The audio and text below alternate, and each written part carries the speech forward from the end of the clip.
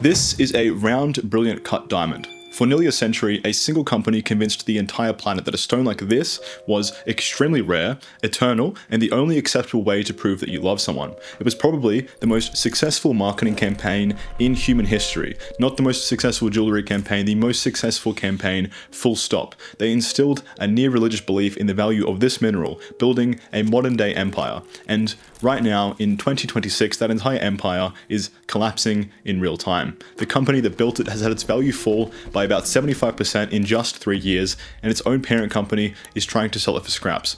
One of the richest, most powerful, most ruthless monopolies in the history of business is dying on the table. And to understand why it's dying, you have to understand the foundation it was built on, because the strange part isn't necessarily that diamonds are collapsing. The strange part is how successfully their prices were engineered, defended, and mythologized in the first place.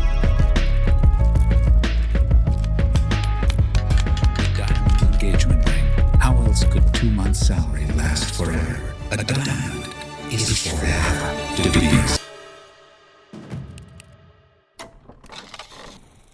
For most of human history, diamonds genuinely were seriously rare. They were found mainly in river gravels in India and later Brazil, gathered by hand from alluvial deposits rather than from industrial mines. They became symbols of royalty and extreme wealth exactly because the supply was extraordinarily limited. The rarity was real. And then in 1871 in Kimberley in South Africa, that all ended. For the first time in history, they found diamond-bearing volcanic pipes around the Kimberley region, deposits that could be mined on a scale that nobody had ever seen before. Within a few years, South Africa was producing diamonds by the millions of carats. The global supply absolutely exploded. Diamonds went from the accidental treasure of isolated riverbeds to the product of an industrial machine. It'd be like if all of a sudden we discovered some easy way to make gold from ordinary gravel, enough to flood the entire world and turn it into a semi-precious metal. Think about what would happen in that case. When something that used to be scarce suddenly becomes very abundant, the price falls through the floor. That's how it works for everything. This should have been the moment diamonds became pretty cheap, a semi-precious stone you'd find in a high street shop next to the garnets. But as we know, that is not what happened. Instead, the industry learned to restrict production, stabilize prices, and preserve an aura of rarity around a material now being mined by the tens of millions of carats. That doesn't happen by accident. Somebody made it happen.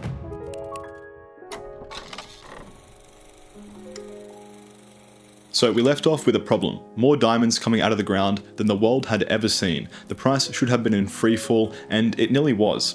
In the early days of the South African rush, there were so many independent miners pulling so many stones out of the ground that the price started to slip exactly the way you'd expect. Too much supply without matching demand. The whole thing was on the verge of becoming just another semi-precious stone. Enter Cecil Rhodes. If you've heard the name, it's probably attached to a scholarship, a statue people keep trying to tear down, or Rhodesia, the British colonial territory named after him that covered much of what is now Zimbabwe and Zambia.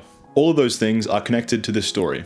In Stefan Kanfer's History of Diamonds, The Last Empire, he explains how Rhodes was essential to the origin of the diamond industry as we know it. He was a British colonialist who arrived in South Africa as a teenager and worked out something everyone else in the diamond fields was missing. The other miners were trying to find the most diamonds. Rhodes realized the real game wasn't finding more diamonds because that would just push the price even further down. What needed to be done was to heavily restrict the amount of diamonds available on the market, which would drive up the price and make the diamonds more valuable. But how are you supposed to restrict the supply when everyone is pulling fistful of diamonds out of the ground left, right, and center?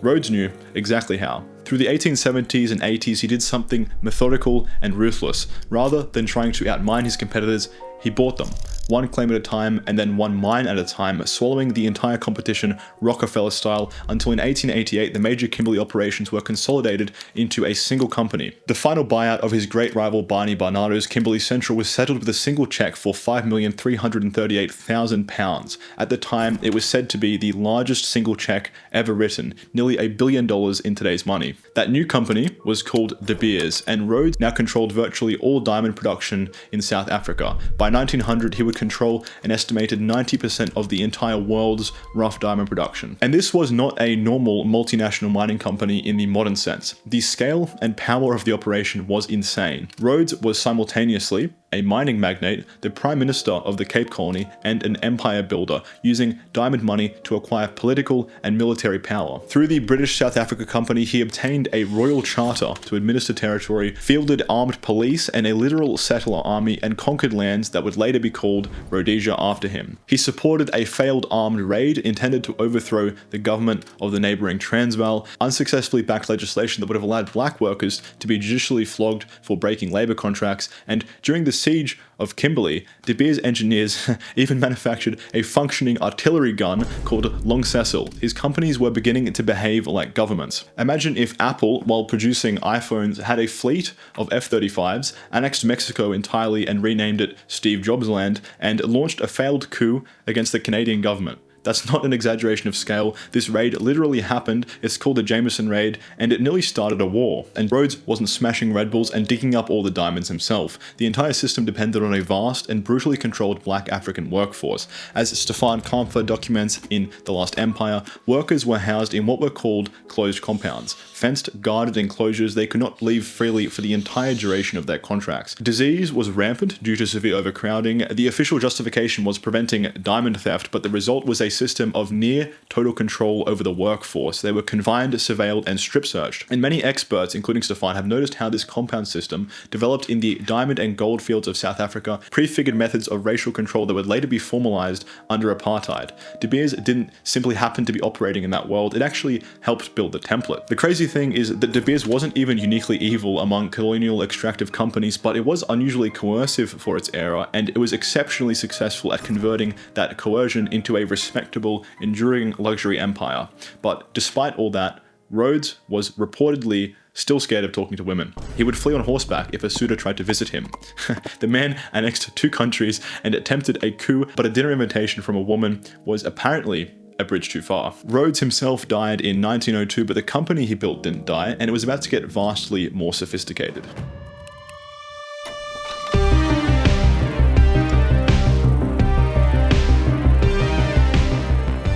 So, by the 1930s, De Beers has controlled the supply for decades. They decide how many diamonds the world is allowed to see, and therefore how much they cost. But it's all about to fall apart, because controlling supply is useless if demand collapses. The Great Depression had crushed luxury spending, and diamond demand was sliding downhill. Nobody is buying diamonds when they can't even afford to eat. And worse still, there was a structural problem baked into the entire business, a problem so fundamental it could have severely damaged diamonds as a consumer luxury forever. Here's that problem. A diamond is not consumed. You don't drink it like a fine champagne. It doesn't really wear out like a pair of shoes. Nearly every diamond ever sold still exists sitting in a drawer, a safe, or on someone's hand, which means every diamond De Beers sold was a potential future competitor to the diamonds it hadn't yet sold. If people ever started reselling their old diamonds in any real volume, the market would flood with secondhand stones and the whole carefully controlled scarcity would come apart. So De Beers needed 2 things. They needed people to want diamonds far more than they did, and they needed people to never sell them. In 1938, they turned to an American advertising agency called NWA, and what came out of that partnership over the next decade is, I think, the most effective marketing in commercial history. Think about the way that people perceived diamonds. It's not that people thought they were nice, it's not they thought they were pretty or shiny or a reasonable thing to buy.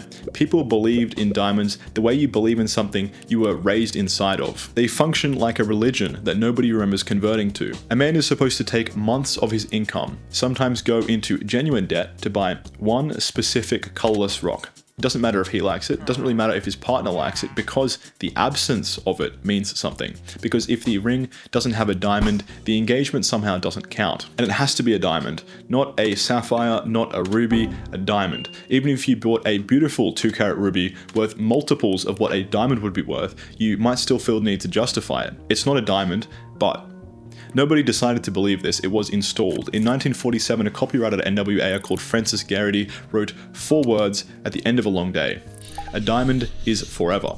It's now considered one of the greatest advertising slogans ever written, and it's a small masterpiece because it does 2 completely separate jobs in only 4 words. The first job is romance. A diamond is forever, your love is forever, etc., etc. That part is pretty obvious, but the second job is equally important. A diamond is forever, also means a diamond is not for selling. You don't resell something that's forever. You don't put eternity on the second-hand market. The slogan instructed an entire culture to keep their diamonds, to treat reselling them as faintly obscene, like selling off a piece of your marriage. And that solved the structural problem from earlier. Remember, every diamond already sold was a threat to every diamond not yet sold. So you have to convince people that diamonds are not really bought and sold, they're kept and treasured. In 1982, an investigative journalist named Edward J. Epstein took this entire machine apart bolt by bolt with his book, The Rise and Fall of Diamonds. This book is effectively, to this day, the definitive hit piece on the industry. He also wrote a famous companion article with a very direct title,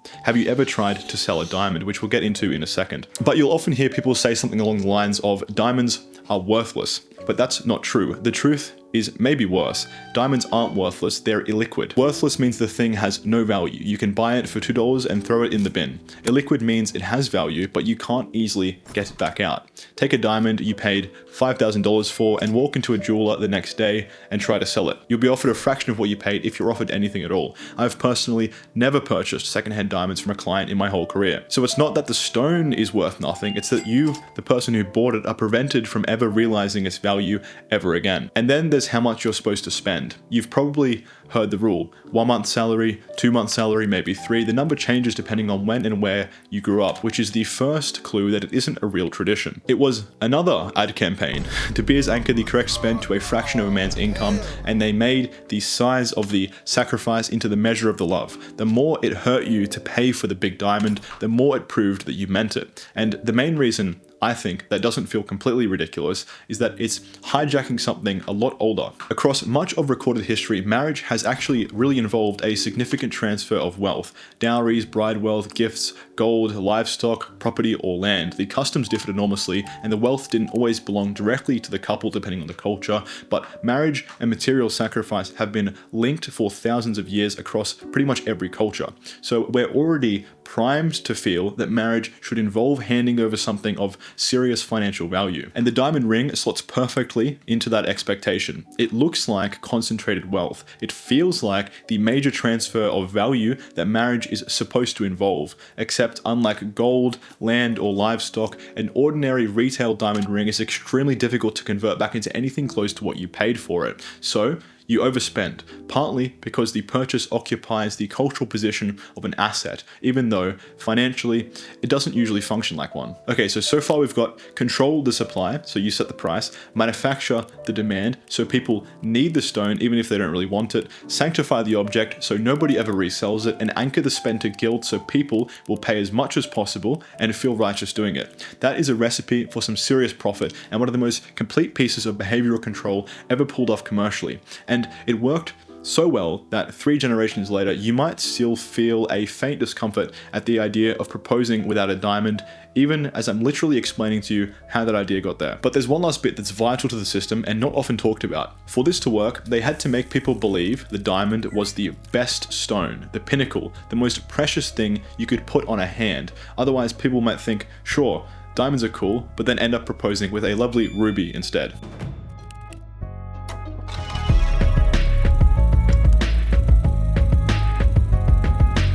So all of this rests on one assumption, that the diamond deserved the throne, that out of all the stones on Earth, this was the rarest, the most precious, and the best. The marketing was just amplifying something that was already true. And this is the part I feel like I can speak to directly because this is what I actually do. I work with these stones, I set them, and I source them, and I can tell you that the idea of the diamond as the no contest pinnacle of gemstones is no more a fact than saying Rolex makes objectively the best watch. Let me start with the rarity. Gem quality diamonds are quite uncommon. I'm not going to do the comments section thing and tell you they're as common as gravel because a clean diamond is a very uncommon object, but uncommon is not the same as the rarest, and colorless diamond is nowhere near the rarest precious stone you can put in a ring. You've got fine natural sapphire, ruby, types of spinel, Paraiba tourmaline, alexandrite, jadeite, just to name a few, but let's focus on ruby as an example. A decent untreated ruby, nothing particularly special, is rarer than a comparable diamond, and if we're talking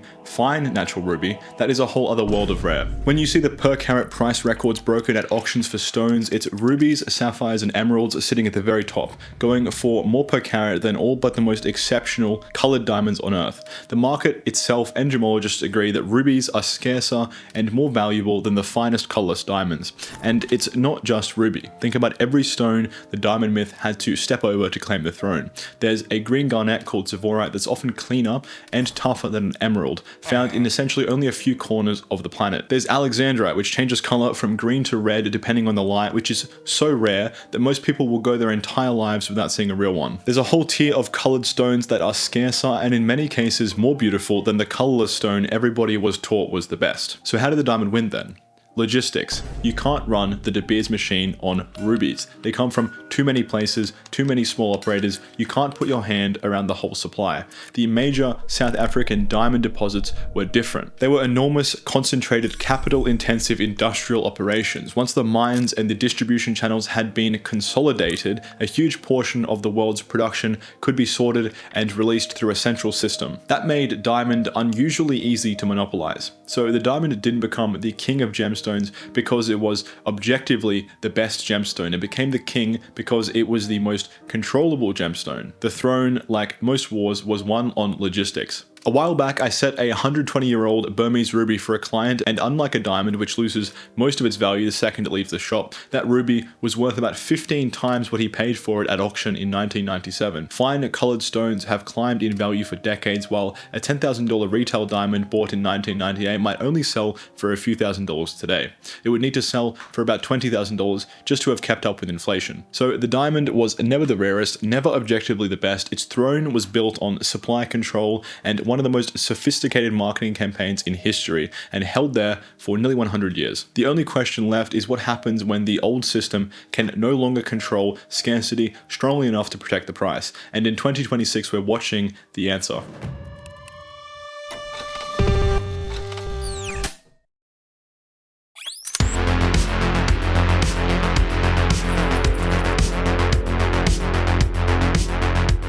For over a century, the machine held. It survived the Great Depression, 2 world wars, antitrust investigations, the end of apartheid, the blood diamond scandals, the Soviet Union, demonopolization of the industry. Every time something should have killed it, it adapted. And then it lost to the one thing it had spent its entire existence suppressing: abundance. You probably already know what happened. We learned to grow diamonds. Diamond alternatives have existed before. Originally glass, then cubic zirconia in the 70s and 80s, and then moissanite, but this time was different. Lab production of real honest-to-God diamond with the same crystal structure, hardness, and chemistry as natural diamond. They're just grown in a machine instead of dug out of the ground. Put a natural diamond and a lab-grown one side by side, and not only can you not tell the difference, a trained jeweler can't either, not without specialized equipment. And the nail in the coffin is they're roughly 75 to 90% cheaper. A natural 1-carat diamond might have run you $6,000 a few years ago. Now it sits closer to $4,000 and dropping. A big fall for sure, but the lab-grown equivalent is around $500 to $1,000. Think about what that does to the machine. The entire empire was built on just one trick: artificial scarcity. Make sure the world only sees the number of diamonds that you allow it to see. But you cannot create scarcity of a thing that can now be grown in a factory. The supply just isn't controllable anymore. Natural diamonds are still geologically finite. Companies can obviously still close mines, cut production, and withhold inventory, but what they can no longer do is control access to the physical experience of owning a diamond. The hardness is available, the brilliance is available, the size is available, and now it's all available for a fraction of the price. And the market responded almost instantly. In 2019, about 6% of engagement rings had a lab-grown center stone. 6 years later, 61%, from a rounding error to the majority of all engagement rings in the time it takes to pay off a car. You can see why the whole natural diamond industry fell over and shit themselves. So let's go back to where we started this video. When De Beers went private in 2001, ending more than a century on the stock exchange, the final deal valued it at about $36 billion in today's money.